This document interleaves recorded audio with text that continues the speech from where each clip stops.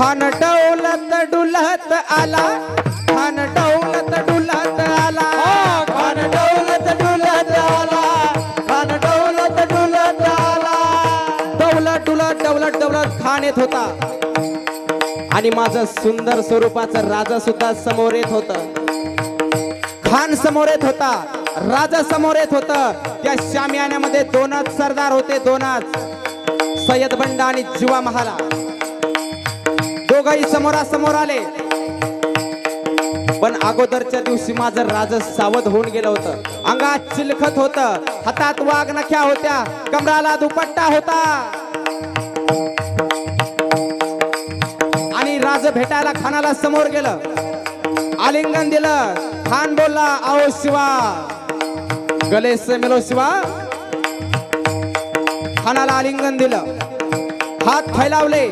राजा समोर गेलं, खान समोर गेला, आलिंगन दिलं.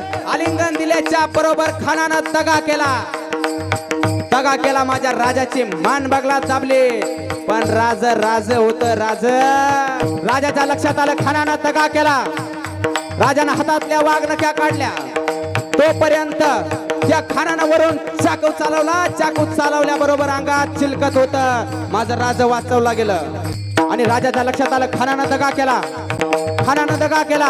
राजानं हातातल्या वाघनख्या काड्या कानाच्या पोटात खुपसल्या. खान जागीत धारा तीर्थ पडला.